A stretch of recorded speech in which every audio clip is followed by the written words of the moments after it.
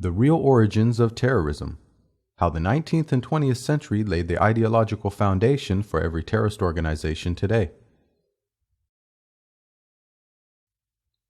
Part 1.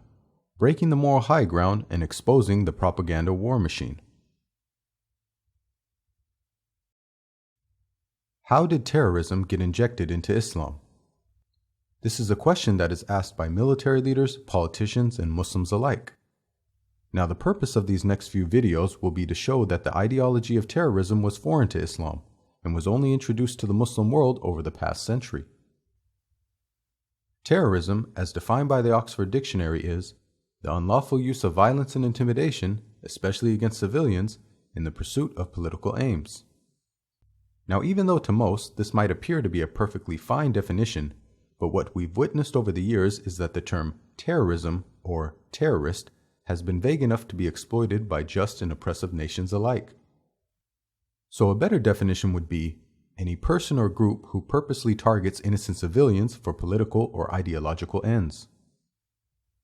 And the important point to focus on is innocent civilians, because many times the media will blur the lines between what is considered a civilian and an armed soldier.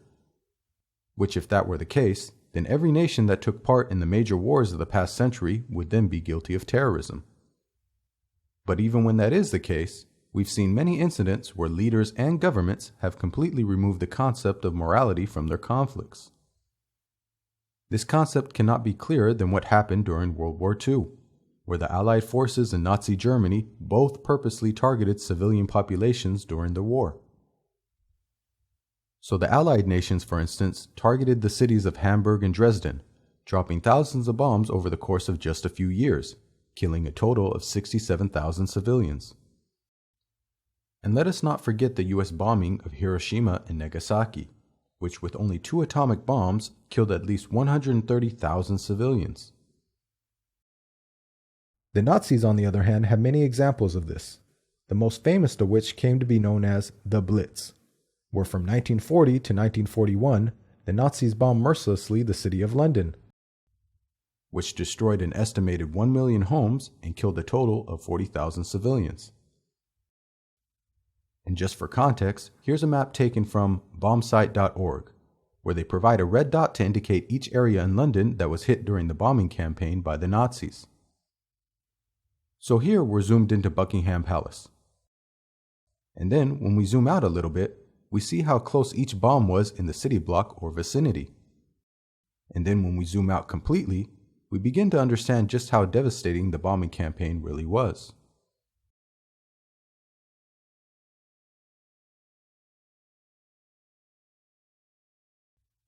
Now keep in mind that each bomb being dropped from these planes are basically the equivalent of a suicide bomber, meaning that both the pilot and the terrorist know that they are going to be targeting innocent civilians. Thus, both must hold a similar ideology that helps them justify their actions. Throughout the history of human civilization, man has consistently struggled with the meaning of what is truly right and wrong. From the ancient Egyptians, who not only believed that the ideas of moral truth and justice was a religious obligation, but that the concept was so important it became personified in one of their goddesses, Ma'at. This continued down the line to the philosophers of ancient Greece and Rome, who created the foundations of philosophical ethics and the idea of the highest good, which later would come to be known as summum bonum, a term coined by the Roman philosopher Cicero in the 1st century BCE. This in turn led to an English philosopher by the name of Jeremy Bentham to come up with the concept of utilitarianism, which is the moral theory that good and bad decisions can only be judged by the net happiness each produces. This concept would later be built upon by John Stuart Mill, who, in 1863, wrote a book entitled Utilitarianism, which is considered one of the most influential texts in the history of philosophy. Utilitarianism, which later would come under the general category of consequentialism, is the theory that one should judge an action or decision based on the ends or consequences, and that the means or methods are completely irrelevant to the overall judgment. This would later come to be known in the modern vernacular as the ends justifies the means. In utilitarianism, though, there are times where instead of having to choose what causes the most happiness, you're left in a situation where you're facing two negative scenarios where you have to choose what causes the least sadness. This would come to be known in our modern vernacular as the lesser of two evils. There are many situations where a person can be presented with such a problem. One such scenario is presented in a famous thought experiment known as the trolley problem. The scenario goes like this. There's a runaway trolley barreling down the tracks. Some distance ahead of the trolley, there are 5 people tied down on one track and a single person on the other. At the time, you just so happen to be standing next to the lever which can determine which track the trolley will go down and who it essentially kills. So you're left with a moral dilemma here. Do you choose to pull the lever and have the trolley kill only one person, or do you leave it and allow the trolley to kill 5 people? Utilitarianism would argue that not only should you choose the one person to be killed, but that it would be morally wrong not to. Now, the problem with the theory is that it assumes we live in an egalitarian society where everyone is viewed as equal, and it ignores such trends like nationalism, tribalism, racism, prejudice, and ideological differences. So the man at the lever, depending on his loyalties, could actually view the single person as being more important than the group of people. And it is this vulnerability that extremists and nationalists exploit, where through differences and similarities, they try to raise and lower another person's worth. It was this method, for instance, that was employed when the United States dropped the atomic bomb on Hiroshima and Nagasaki. At the time, to invade Japan with ground troops would have taken months and cost tens of thousands of lives. So instead, they believed dropping 2 atomic bombs, which would kill hundreds of thousands of Japanese, was the lesser of 2 evils. This is because they believed the American soldiers' lives were worth more than the Japanese civilian lives.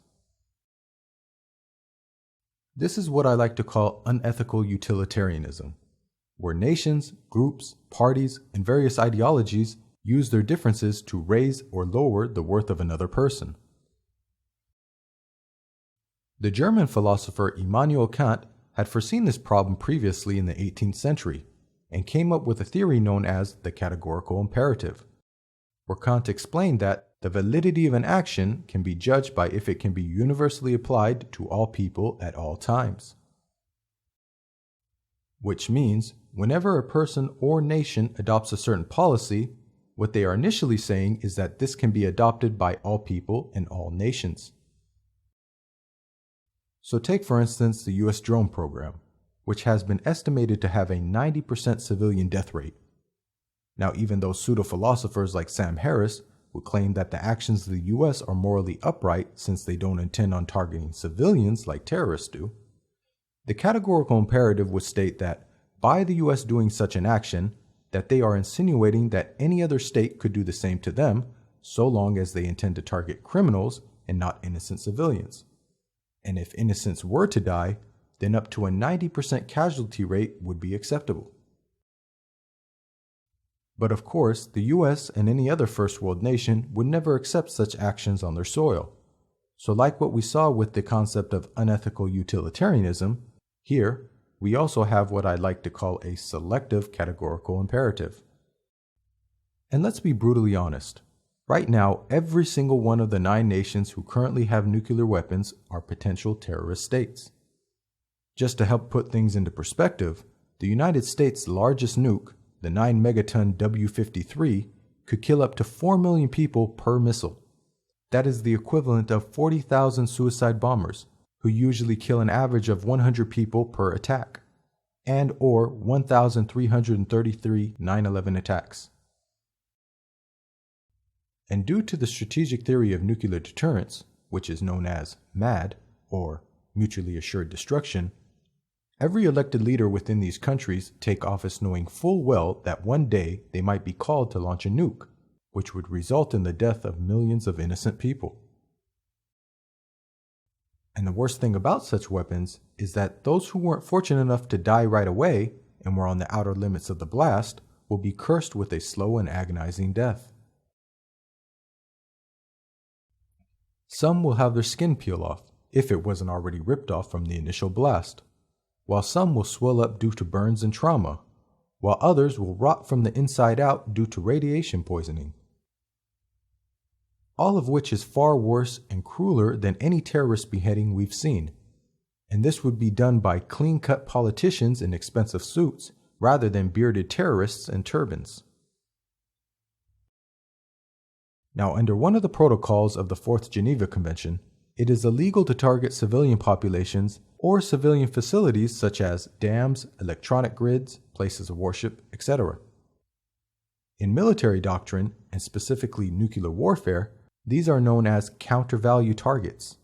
The term value here is used because you're threatening something of personal value instead of strategic or military value to your enemy. Counterforce targets, on the other hand, are any and all people, objects, and facilities connected with the military. And anything that falls under this category is 100% a valid target under international law. The scary thing is, even though counter-value targets are illegal in theory, every Western nation reserves the right to use such targeting if nuclear warfare were to ever break out. Especially in terms of second strike retaliation, meaning that if any nation had employed counter-value tactics and targeted their cities, the nation would respond in the same manner. And people seem to forget that the United States and the Soviet Union on a number of occasions almost had an all-out nuclear war, one in which civilian and military targets would all be considered one and the same. And since the beginning of the Cold War in the 1950s, it's almost as if the rest of the world had been held hostage as these two nations battle it out for power. Most of which were done using satellite states, which started in Europe, but then quickly moved down to third world countries in Africa, the Middle East, and Southeast Asia. And even though the Cold War had officially ended in 1991, the US and other nuclear nations like Russia and China still continue to compete for influence throughout the globe.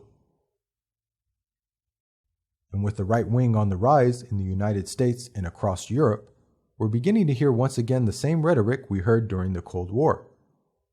Theresa May's party, for instance, said that they wouldn't rule out a nuclear first strike under extreme circumstances. Meaning that now the conversation about nuclear weapons has shifted from only being a last resort deterrent to a viable military option under extreme circumstances.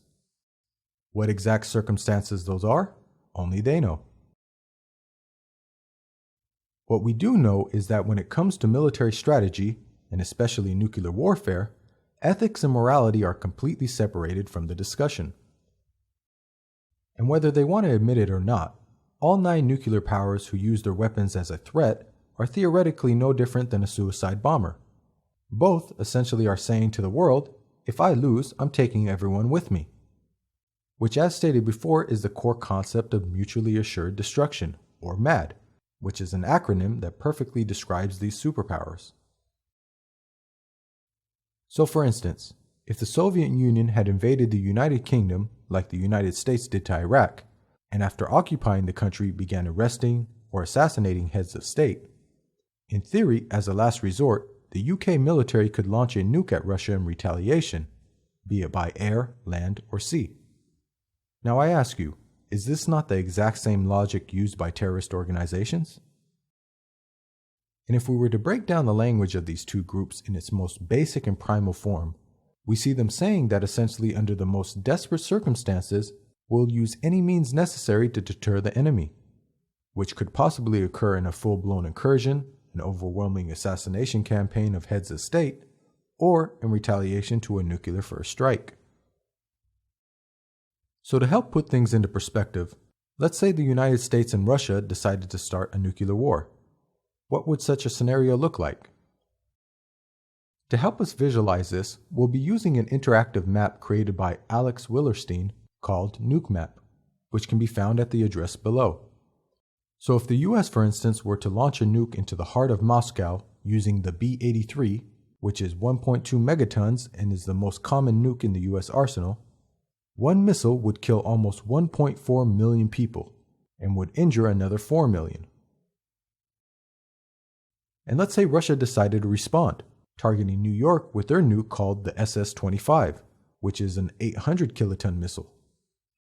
This would result in almost 1.6 million people dying and another 3 million being injured.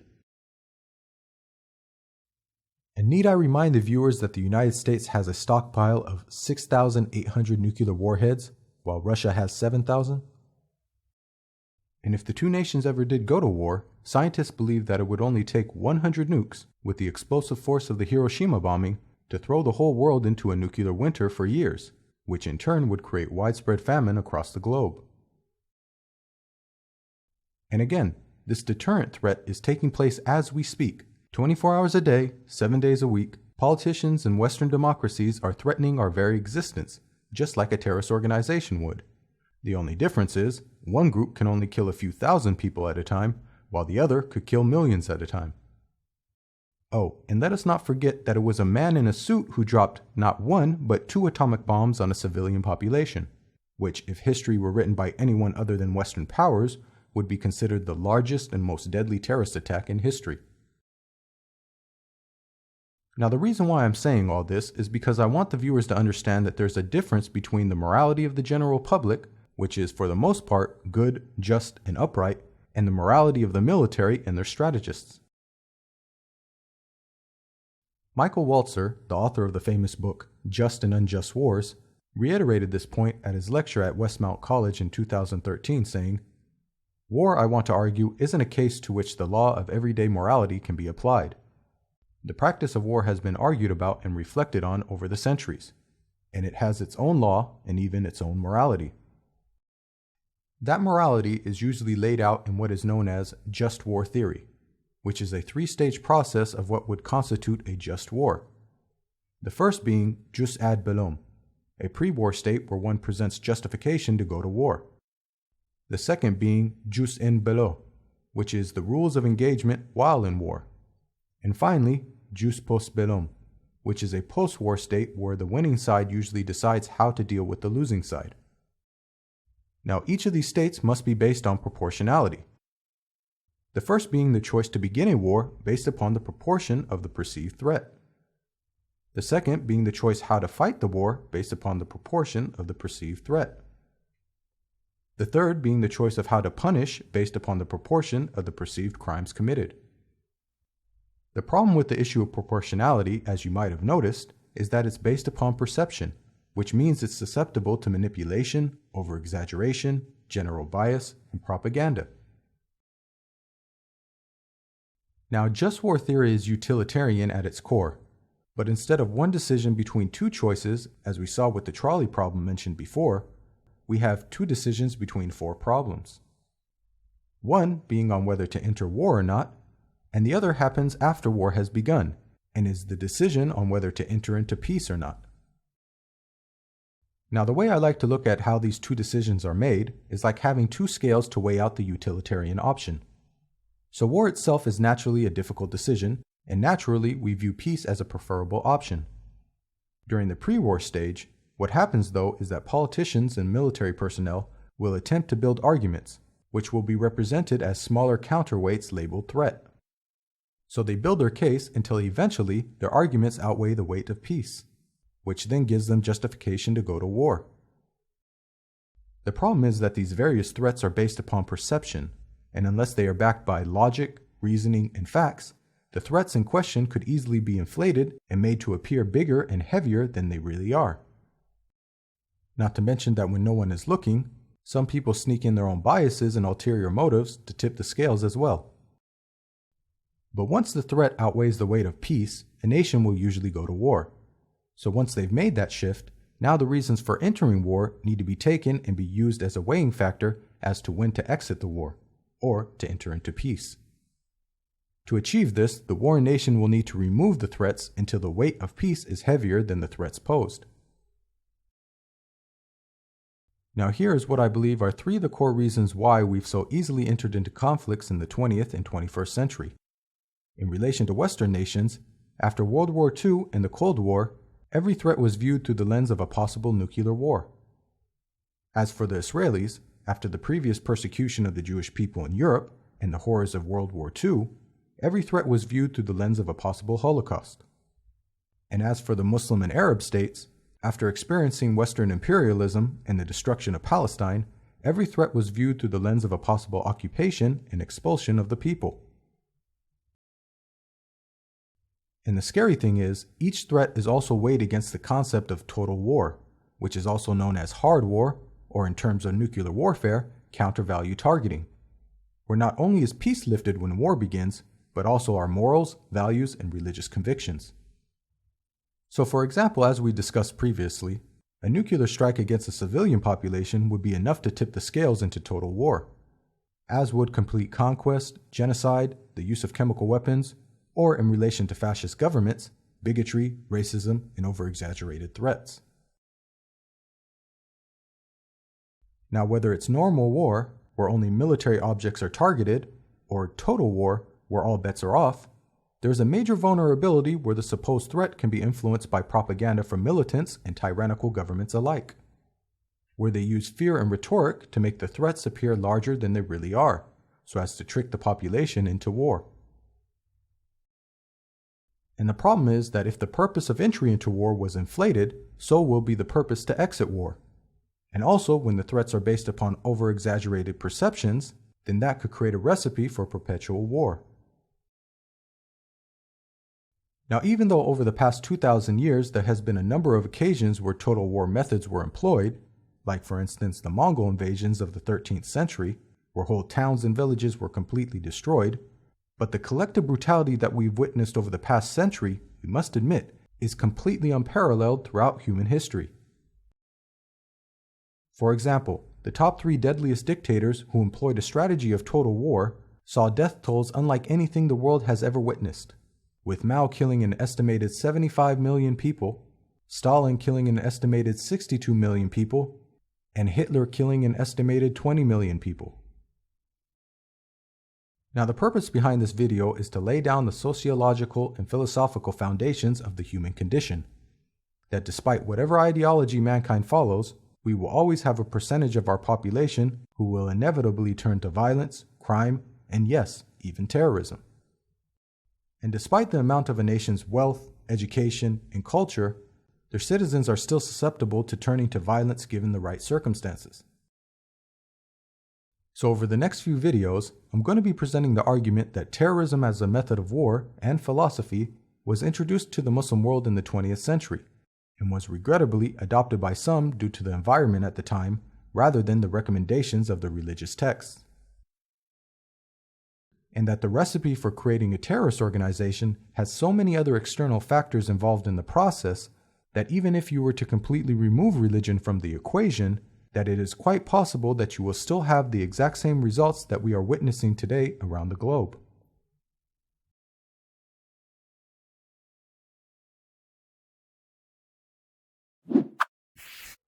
Written and produced by Simply Seerah.